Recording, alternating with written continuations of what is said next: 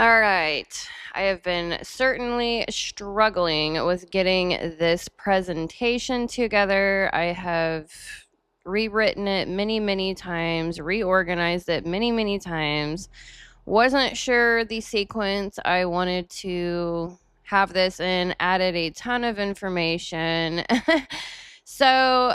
This is Heather with Underwater Panther, and I have been talking about the current sky chart, dealing with Three Eye Atlas and what is going on in our current sky, tying that into the Aquarian age, the Venetian age, the Taurus Scorpio axis of the Aquarian age, how to reintegrate embodiment, what is how are all of the planets being upgraded personally and collectively. So it's a lot of information. It is a lot of reorienting ourselves.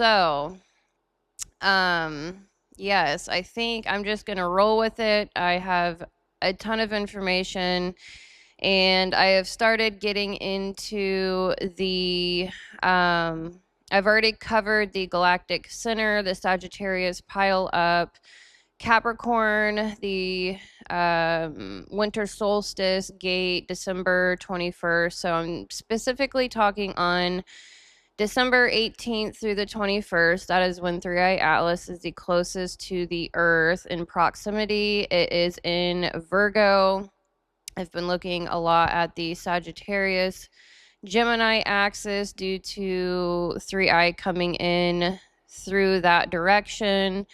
Looking at the path of Three Eye Atlas, what in our planetary system was hit, not hit, but what did it pass by first? I'm just looking at the path, and then how to tie that into what we are experiencing already here in a different age. So the full sequence is the galactic center in Sagittarius, which represents orientation. The Sagittarius pile up collectively in our sky chart, December 18th through the 21st, representing embodied direction. And then the Capricorn winter solstice represents structure and sustainability. So we do have a lot of planets in Sagittarius, Sun, Moon. We have a new moon in Sagittarius, Venus and Mercury all in Sagittarius, but they will be quickly changing into Capricorn to initiate us into winter. So I broke that down in the prior video talking about the super ego integration that we are asked to do during the winter season. That is a Native American directional lesson, and I layer on the four sides of the mind with that. And then the Earth Virgo symbolism, which represents embodiment, correction. The Saturn and Neptune late Pisces. So we have Saturn and Neptune in the late degrees of Pisces. Illusion, exhaustion, and to me that is a sayonara. We are now in a new age. I'm going to talk a lot about Venus upgrade in this video. Values replace coercion. And then I want to get into Chiron and Aries. We have Chiron collectively in Aries and what that represents. The right to exist restored. I didn't put in much about war with Aries. Obviously, we are all tired of the wars. I'm not necessarily going to talk about that here too much. And then I really, due to talking about Venus, a Venetian age, how we are upgrading Venus collectively and individually within ourselves, I'm going to break down what Venus represents. Obviously, it's a feminine archetype. We are talking about Chiron, which is the wounded healer. That's normally childhood trauma wound. We have that individually and collectively. And so I added in, I wanted to talk about Jupiter and Cancer collectively. That is a lot of the ancestral integration. Obviously, that's feminine wounding as well. So I added an extra bonus into this video, which I am going to talk about the asteroids collective chart, our sky chart asteroids, as well as individual, how we look at our asteroids in our own chart, because that actually deals with feminine integration within ourselves. I layer on, I'm going to talk a lot about generational trauma and polarity work, the masculine and the feminine, and how each generation, how that plays out in each generation. What are the wounds? How do you heal them? What's a healthy version of that? And how to layer on generational wounding onto the asteroids within your own chart. So I have seen people talk about this, but it's really, really beautiful. It's really awesome. So I'm going to get into the generational, what is going on in this current age, as well as historically, and then Pluto in Aquarius, the seal of the deal, no return into the old ways. So hopefully this is coherent, organized. Hopefully I can mental note myself. I've got 2 sections I have to pull from another note. It's a lot. So hopefully I don't forget to do that mental note to myself as I speak out loud. All right, so nothing here is random. Nothing here is reversible. So the Aquarian age does not ask humanity to transcend the body. It asks humanity to return to it, to tend instead of mine, to choose instead of obey, to bond without coercion, to build without domination, to love without self-erasure. Venus leads, the asteroids restore, Earth anchors, Pluto seals. And once a civilization learns to withdraw from what drains it, it never goes back. All right, I am needing to sit up a little bit more, and hopefully I'm going to adjust this actually. Give me 1 second here.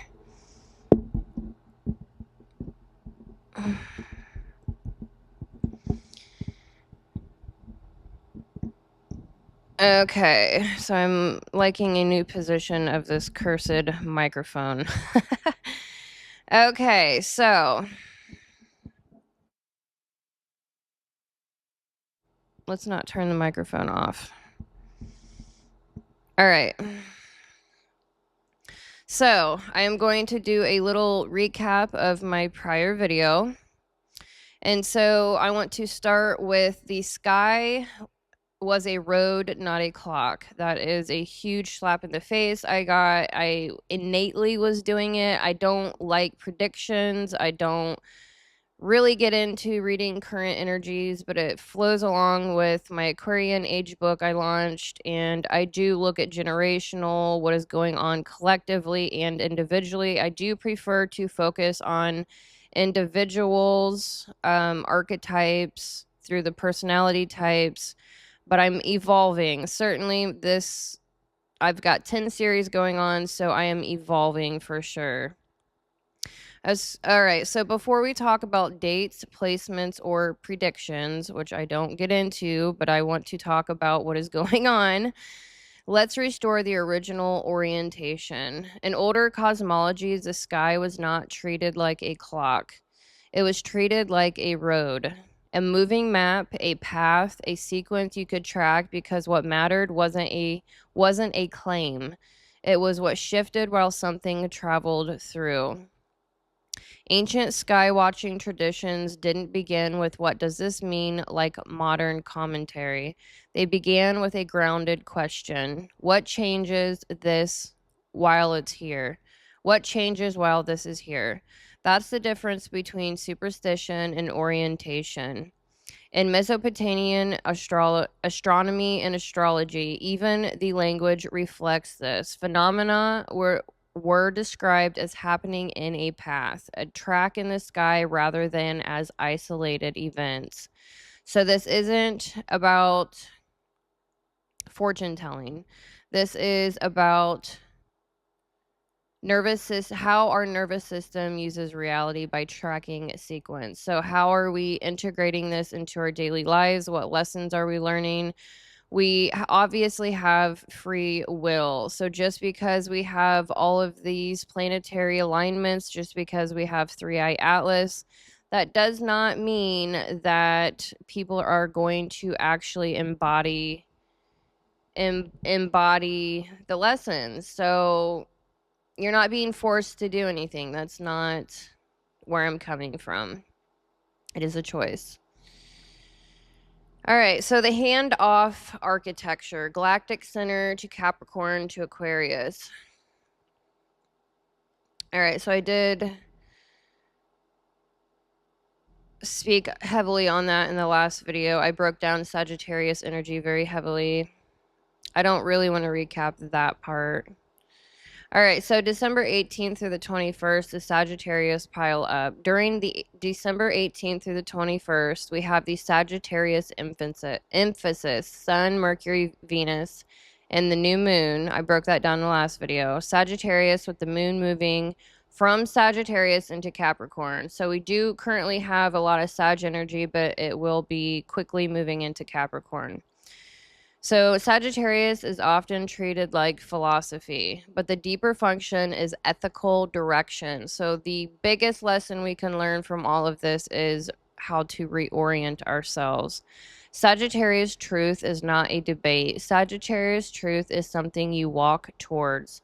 So what does this feel like? It feels like you can't pretend you can't pretend you don't know. You can't keep performing a path you've outgrown. You can't stay still without your body protesting.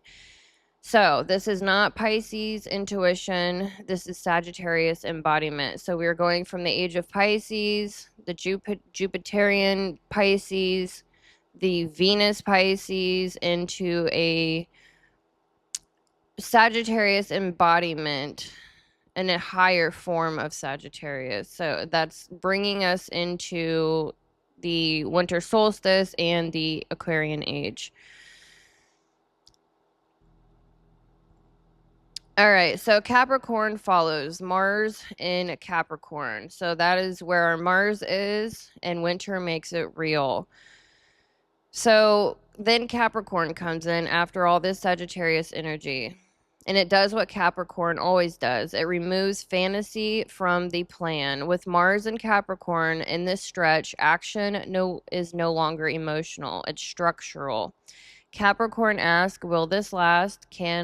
What can be repeated? What deserves effort? What has consequences if I keep ignoring it? This is where our nervous system gets honest.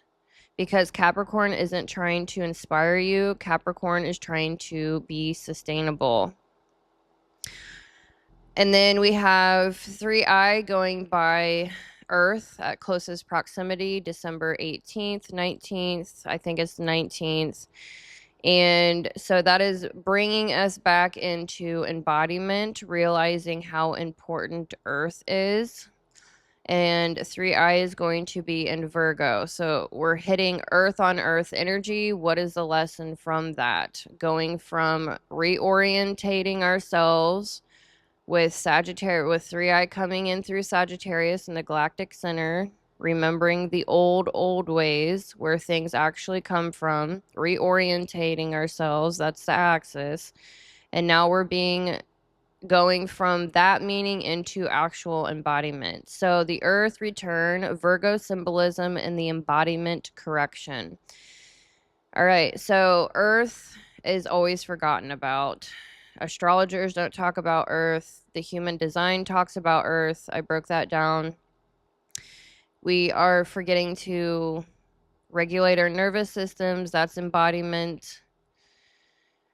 All right, so Earth isn't just a planet we live on. Earth is the symbol of gravity, consequence, embodiment, nervous system truth, sustainability, intending versus extracting.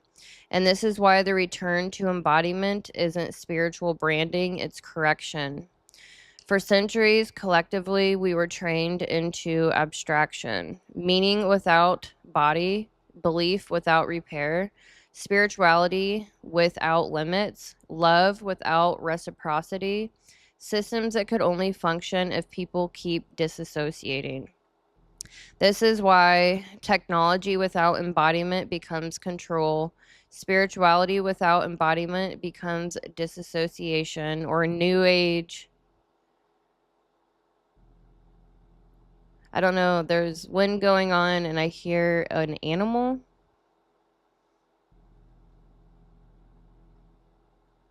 It almost sounded like a bird. It's very early in the morning. The sun has not come up yet. I have the big bay door closed, thank goodness. Safe from the wildlife. All right, so spirituality. We've been having a lot of the new age came out of obviously the Piscean age. We had the new agers come out of the Piscean age. Is that not hysterical if you think about it? We're getting away from that. So spirituality without embodiment becomes a disassociation, aka new agers. Love without embodiment becomes fantasy. So if Three Eye Alice is a traveler, the deeper reading is it mirrors a civilization being forced back into nervous system reality. Hopefully. Not literally, but metaphorically. That's the lesson. All right, so now I am going to pull from a different note. I don't quite want to get into Venus yet.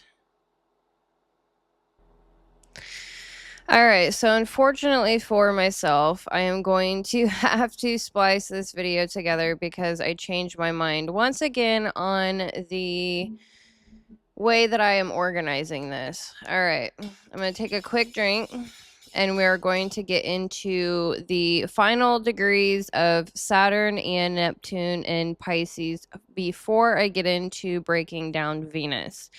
Because Pisces Venus, the Piscean age that we are moving out of into an Aquarian age, Venus itself, the feminine itself, collectively and individually is being upgraded.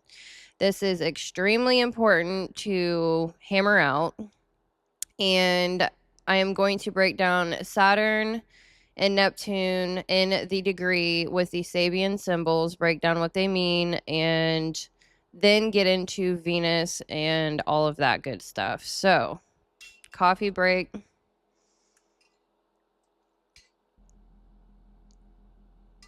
Okay. Alrighty. I think I've got it now. All right. So,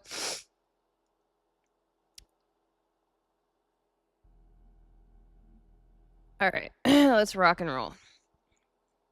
All right. So, we have I'm going to briefly say the Sabian symbol quotations. And then I'm going to break down Saturn and Neptune, and then I'm going to go back to breaking down the Sabian symbols in more depth, and then Venus. So I am talking about Saturn and the 26th degree of Pisces collectively in our sky chart, December 18th through the 21st, 2025. So the Sabian quotation for Saturn and the 26th degree of Pisces is a new moon that divides its influence. And it's really funny because we have a powerful new moon in Sagittarius, and we the literal quotation for the Sabian symbol is about a new moon that divides its influence. Reality testing. Psychologically, it's the end of confusion, separation of fantasy versus truth. The boundary maker in psychic leakage and delusion. Collectively, why people feel exhausted but clear and done with spiritual bypassing. And then we have Neptune in 30 degrees of Pisces, which is a critical degree. The veil dissolves. The quotation here is a majestic rock formation resembling a face is idealized by a boy who takes it as his ideal of greatness. Psychologically, projection, collapse, disillusionment with false gods, collective effect, idol collapse, media distrust, and myth exposure. So I wanted to give you a brief first so you can sit on that for a minute. And now I want to get into Saturn and Neptune. I'm pulling from two different notes here. Let me get situated quickly.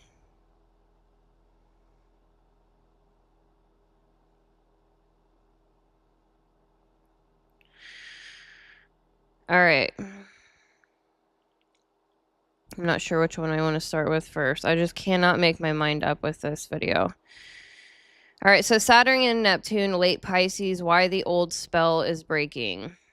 Now we anchor the sky piece. In this era, Saturn and Neptune are both in Pisces during 2025.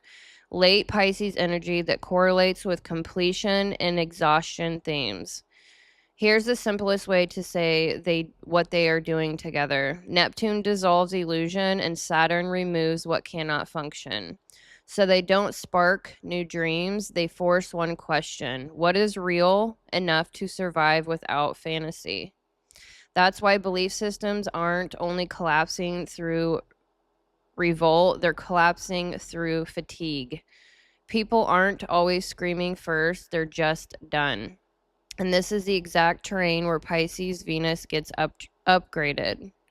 Because Pisces Venus cannot keep surviving as a martyrdom. If your love requires self-erasure, Saturn will eventually call it unsustainable. If your spirituality requires disassociation, Neptune will eventually dissolve it.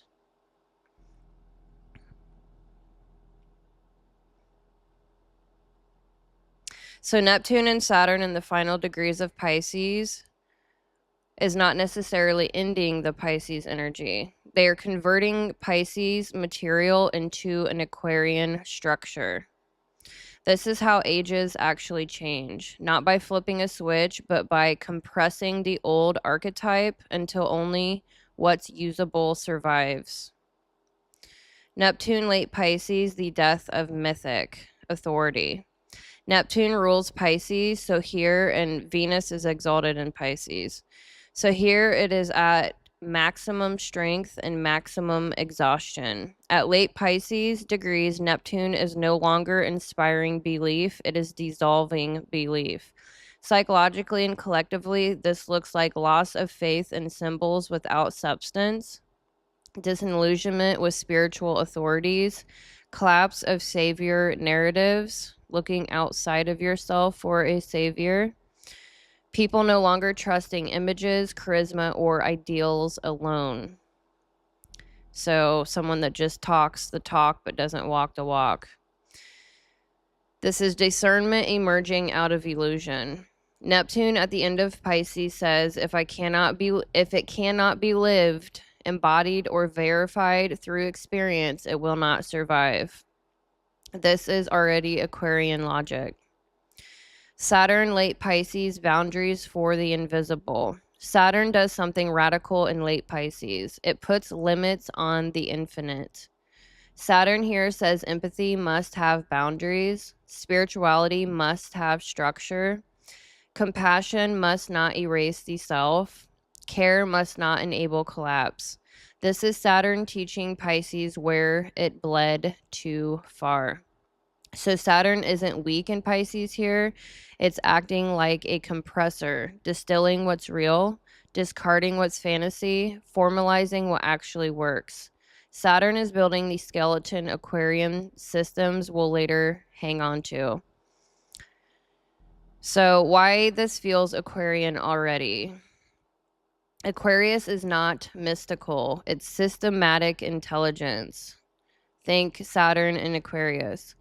What Neptune and Saturn in late Pisces are doing is stripping meaning of myth, stripping care of martyrdom, stripping belief of hierarchy. What remains ethics, compassion with boundaries, shared reality, functional systems, and intelligence without worship. This is Aquarian consciousness. So by the time Pluto enters Aquarius, the emotional and spiritual clearing has already started happening. So we do have Pluto in Aquarius. Pluto doesn't have to destroy the old myth. Neptune and Saturn already did. Pluto just reorganizes what's left. All right, now I'm going to pull from my other note. Let me make sure I'm going to do that. Actually, I'm going to go into this one a little further. So how this connects directly to Three-Eye Atlas. So Three-Eye Atlas doesn't arrive during peak belief. It arrives during belief exhaustion, which means it doesn't get mythologized cleanly. It doesn't get deified. It doesn't get framed as salvation or threat. It gets observed, tracked, and contextualized. This is Saturn, Neptune, and late Pisces response. The collective psyche no longer rushes to assign meaning. It waits, it watches, and it checks coherence. This is Aquarian maturity. So the Mars, we're going to back up a little. The Mars, Jupiter, Aquarian through this lens. So this is kind of summarizing my last video. So Mars action is no longer impulsive. It's deliberate, restrained, and structural. Jupiter belief is no longer authority. It's perspective, optional, plural, and contextual. Neptune and Saturn, Pisces, endgame. Illusions dissolve, boundaries emerge, care becomes ethical, and truth becomes lived. Pluto and Aquarius, long arc. Power decentralizes, systems replace saviors, networks replace hierarchies. It's a huge one. Networks replace hierarchies. Intelligence replaces ideology. Three-Eye passes through right as the collective psyche is capable of not projecting onto it. That's real activation. So why this matters for relationships and bonding. Aquarian age bonding cannot emerge until Pisces age bonding dissolves. That's why I'm breaking down Venus. Late Pisces dissolves. I'll save you. You complete me. Love requires sacrifice. Truth must feel good. Aquarius replaces it with mutual autonomy, nervous system compatibility, truth without emotional coercion, connection without fusion. That's why Venetian themes are shifting between Mars and Jupiter upgrades. Love is no longer proof of belief, it's resonance within reality. So Neptune and Saturn finishing in Pisces aren't delaying the Aquarian age, they're making it possible. They dissolve myth, set boundaries on belief, and leave behind only what can actually be built. So the Aquarian age didn't start with Pluto. It started when Neptune stopped enchanting and Saturn stopped enabling. So how we got here: patriarchy, extraction, earth cultures, generational trauma, and the feminine asteroid return. So I'm going to break down the asteroids and the generational trauma later after Venus. All right, so now that we've established Saturn and Neptune, that they are breaking the spell, I need you to understand the spell that I am talking about. Because Pisces didn't just create faith, Pisces created permission to endure. It trained people to tolerate pain if pain could be renamed. Virtue, devotion, purpose, holiness, karma, this is just how it is. And that spiritual endurance became the perfect fuel source for an older structure: extraction. Extraction from land, extraction from labor, extraction from bodies, and extraction from truth. So when Saturn and Neptune hit the latest degree of Pisces, what breaks isn't just fantasy. What breaks is the agreement to keep feeding a system that drains all of life. All right, I need some lip gloss for this. My lips feel dry. All right. I'm going to have a heck of a time splicing these all together. All right, so now I'm going to break down the Saturn and Neptune in the late degrees of Pisces more in depth. And then I will get into the Venus Aquarian upgrade. All right, so Saturn at 26 degrees in Pisces, which we have collectively at the moment. Reality testing at the edge of the dream. Sabian symbol, a new moon that divides its influence. This is one of the most quietly consequential degrees in the zodiac. Saturn at 26 degrees Pisces is not loud, it is not dramatic, and it does not punish. It separates. What this degree actually means. Pisces is the realm of imagination, compassion, transcendence, spiritual meaning, collective feeling, blurred boundaries, and psychic permeability. Saturn entering the late degrees of Pisces is like asking which parts of this dream can actually live in reality. The phrase a new moon that divides its influence is key. A new moon normally blends darkness and beginnings and unity, but this one divides. That means not everything gets to come forward, not all visions survive, not all beliefs carry equal weight anymore. Saturn doesn't end the dream, it chooses which pieces are viable. Psychological layer, the end of inner confusion. On the psychological level, this placement creates a very specific internal experience. Mental fatigue, emotional exhaustion, loss of interest in fantasy, intolerance for self deception, and sudden clarity without emotional relief. People often say, I'm tired, but I can see clearly now. That's Saturn and Pisces at work. This is reality testing of the inner world. The psyche begins to separate intuition versus imagination, empathy versus projection, compassion versus self betrayal, and spirituality versus escapism. What once felt meaningful but unsustainable starts to quietly fall away, not through anger but through disinterest. Saturn's core function here is boundary restoration. Saturn's archetypal role is containment. In Pisces, containment has been historically missing. This is the degrees where Saturn says you can feel everything, but you cannot carry everything. So, what ends here? Psychic leakage, emotional over identification, absorbing others' pain as identity, confusing spiritual sensitivity with responsibility, confusing forgiveness with lack of boundaries. People start to feel less available, less porous, less compelled to rescue, less interested in being everything to everyone. This can feel like loss, especially to Pisces dominant people, but it's actually the restoration of the self. So the boundary maker is not harsh. It does not sever connection. It reestablishes edges where they were non-existent. This intelligence works by ending unconscious agreements, collapsing invisible obligations, restoring energetic borders, and interrupting compulsive compassion.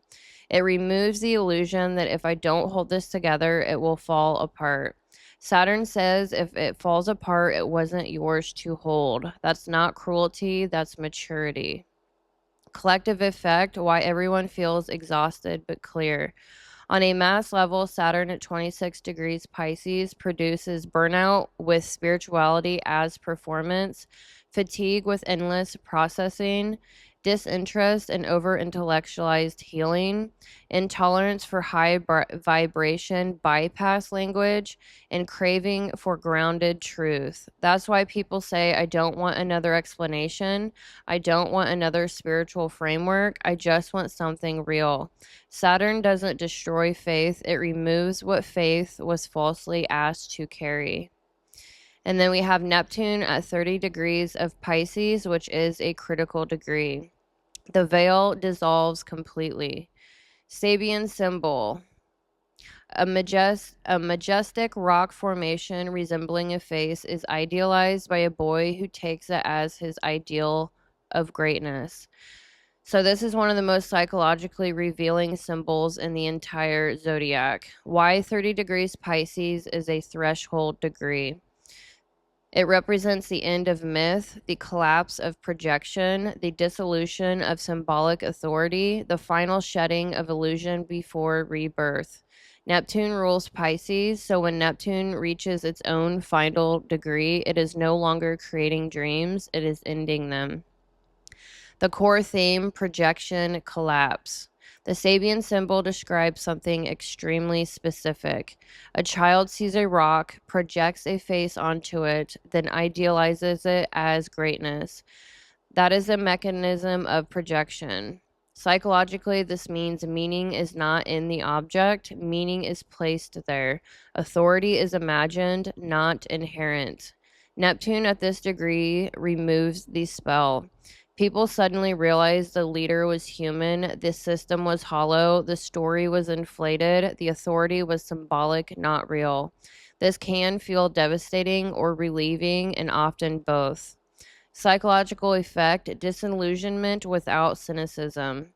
This is not bitter awakening, it's sobering. People aren't angry first, they're quiet. They think, oh, that wasn't what I thought it was.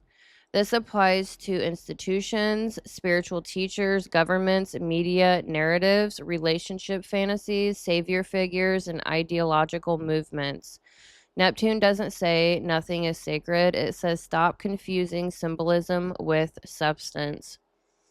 This intelligence does not replace illusions with new myths. It removes the need for mythic inflation. It strips glamour, projection, savior narratives, idealization, and false transcendence. After this influence, people stop asking who will save us, and they start asking what is actually real, workable, and present. This is a massive psychological shift. Collective effect, idol collapse, and media distrust. This is why the collective is experiencing loss of trust in media, collapse of public figures, exposure of myths, disbelief in narratives that once worked, refusal to emotionally invest in symbols. People aren't looking for new idols, they're done with idols entirely. That's Neptune at the end of Pisces. How Neptune and Saturn work together. They are not doing the same job, they are completing the same initiation. Neptune dissolves illusion and Saturn decides what remains. Neptune says this was never real. Saturn asks, then what can actually live? Together they end fantasy-based identity, belief without embodiment, spirituality without structure, love without reciprocity, and compassion without limits. They do not create a new dream, they create sobriety. All right, so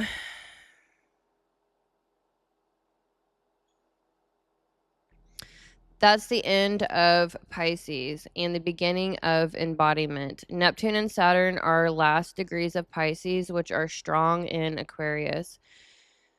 So, why the degrees are doing Aquarian work? Neptune and Pisces, or Neptune and Saturn and Pisces in the final degree are converting Pisces material into Aquarian structure, like I said. All right, so I think this is the...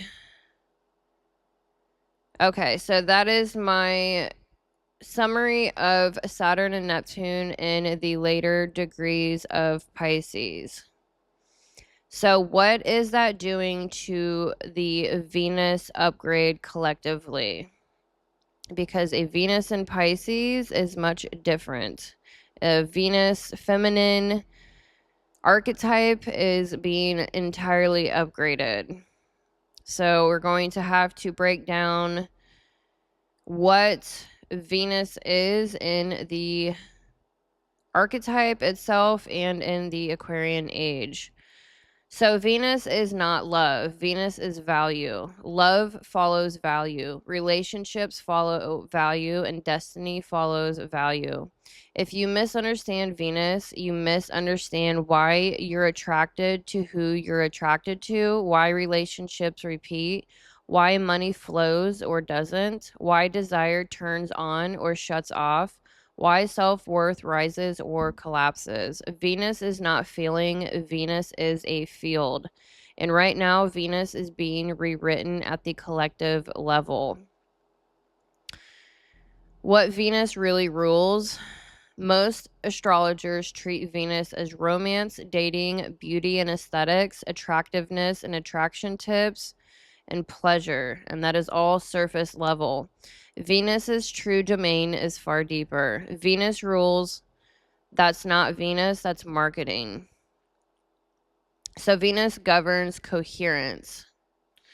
Venus rules your value system, your self-worth, your attachment patterns, your attraction and repulsion instinct, your capacity to give and receive, your relational boundaries, your feminine energetic architecture, your money frequency, your pleasure tolerance, your ability to rest in connection. Venus is not who you like, it's your relational intelligence, your embodiment of desire, your money frequency, and your attraction repulsion instinct. Venus is what I gravitate towards because because it aligns with my soul. Venus is the magnetic field around your heart.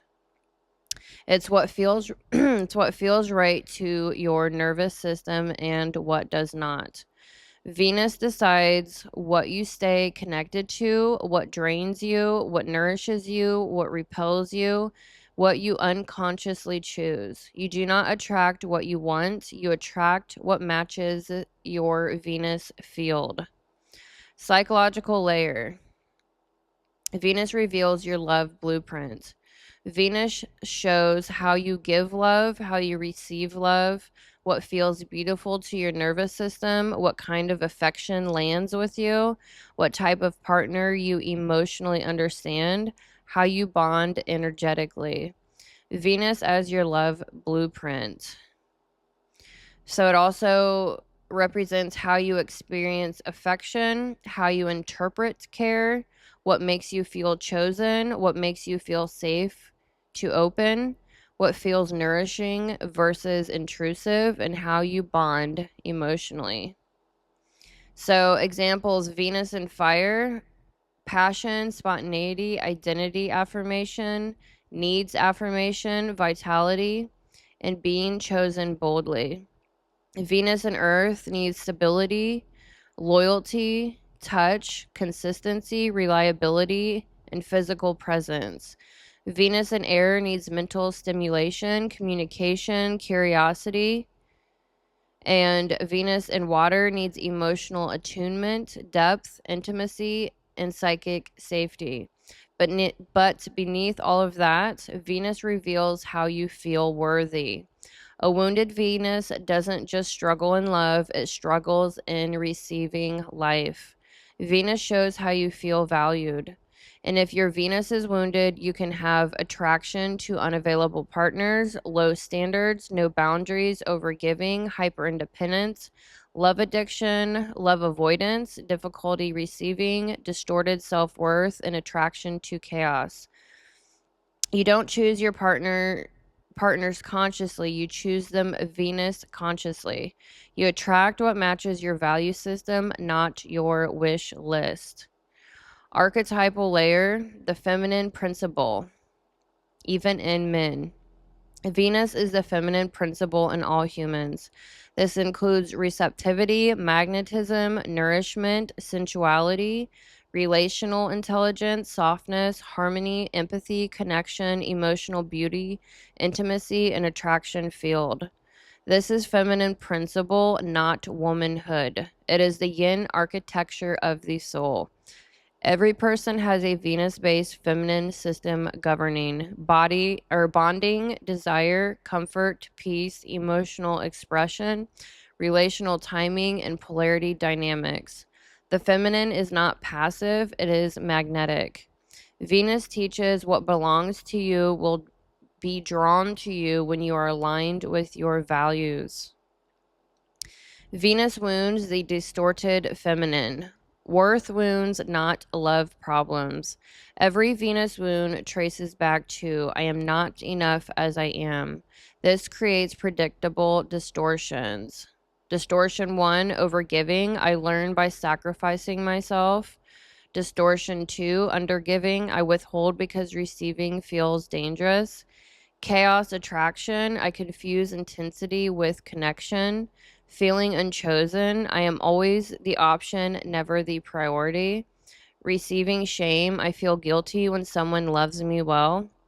Boundary collapse. I disappear inside relationships. Hyper independence. I don't need anyone is a wounded Venus armor.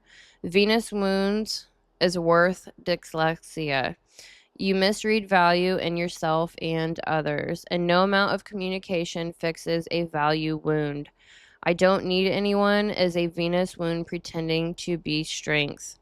Venus wounds are worth wounds. When you don't believe you're valuable, you will accept crumbs, tolerate disrespect, stay in cycles of attraction trauma, collapse your standards, and confuse pain with passion.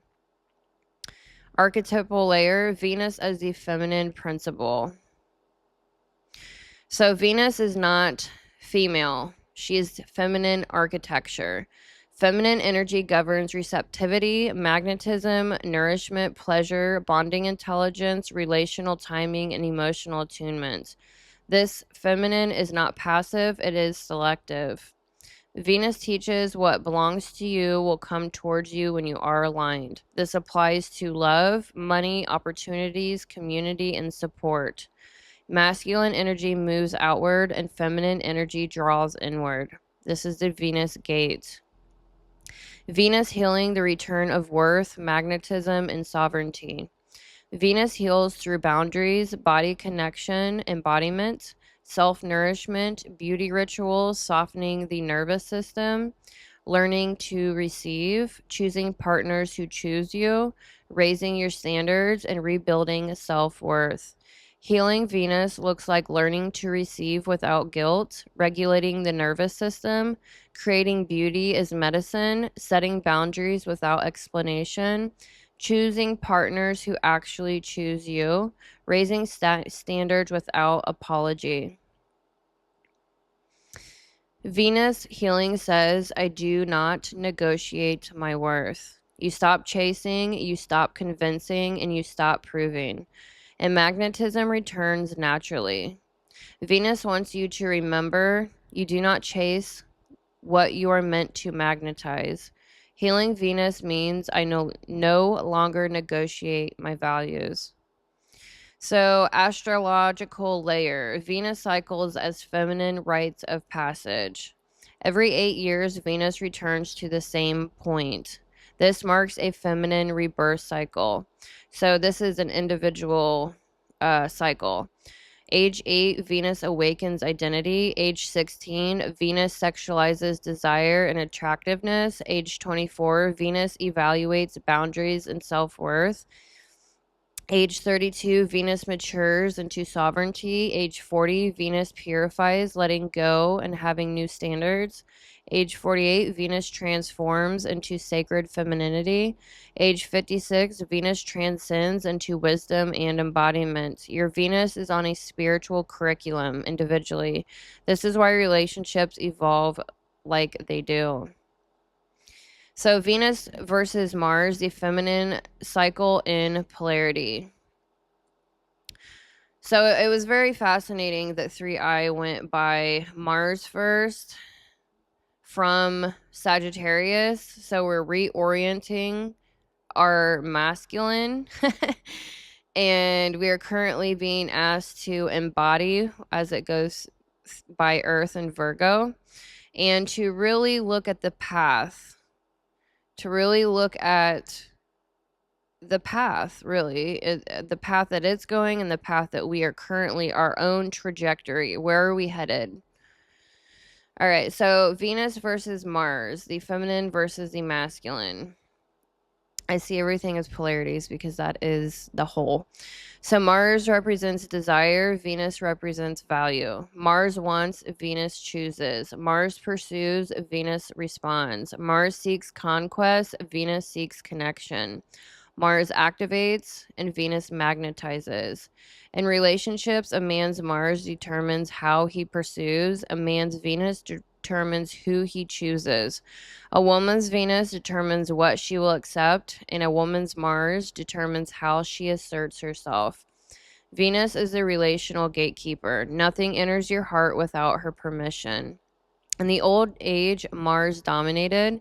Action overrode worth, and force preceded consent. In the Aquarian age, Venus leads. Value precedes action. Desire must earn access. Venus is now the gatekeeper. Nothing enters without coherence. Venus in the Aquarian age. We are entering a Venus-led era. What does that mean? Women's sovereignty rises globally. Women won't return to submissive roles or self erasure. Relational equality replaces hierarchy. Partnerships replace hierarchy. Emotional intelligence becomes currency. Attraction isn't about looks, it's about nervous system compatibility. Masculine energy evolves. Men are learning emotional presence, soft leadership, attunement, and vulnerability as power. Love becomes conscious, not survival based. Venus is rewriting relationships, money, power, attraction, and community. This is why attachment is changing so fast. We no longer partner for safety, money, or social status. We partner for alignment, purpose, emotional resonance, and soul growth. Venus sets the tone for the next era. As Mars loses dominance, Venus leads the relational revolution. Women's values reshape everything. Why desire is withdrawing. Venus does not destroy systems, she withdraws desire. When desire leaves, relationships end quietly, institutions starve, loyalty dissolves, attachment releases. This is not numbness, it is discernment. Venus is unhooking Mars from Jupiter. No more acting for belief, no more sacrificing for ideology. How to work with Venus. Practice receiving. Create beauty as regulation. Hold boundaries as self-respect. Choose yourself consistently. Raise standards without hostility. Embody softness with sovereignty. Venus is power when embodied. So in closing with Venus, Venus is not romance. She is value. She is worth. She is magnetism. She is the architecture of love itself. Heal your worth and your destiny reorganizes. Raise your standards and your life recalibrates. Venus does not chase, she attracts what aligns. And in the Aquarian age, alignment is everything. So, that is a lesson of the Neptune and Saturn in late degrees of Pisces. Venus is exalted in Pisces, but we are upgrading all of our planets. So, I thought this was a beautiful place to put Venus upgraded into this new age and what to learn from our current sky chart, as well as our new orientation, our new polarity integration, our new embodiment into understanding our nervous system better through polarity. Where am I at? How do I become healthier within my own masculine and feminine, as well as in our relationships and collectively. And so we're no longer New Agers. We are no longer in disillusionment. All right, so I was going to get into my own Venus, and I'm kind of changing my mind. But I think I will leave this section with, I really should add in my own Venus here because I have my own Venus in Pisces, and I have had very rough lessons personally in relationships, my Venus in Pisces, endlessly forgiving. So I will throw myself under the bus in this section, and then I will move on.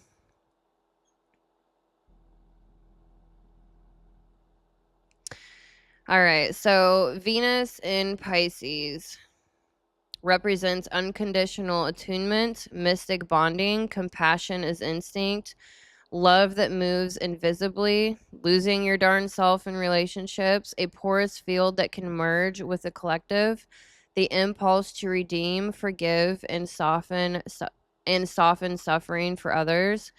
In a healthy world, this is sacred. In a distorted world, this becomes a supply line. Because the shadow of Pisces Venus is not being too loving.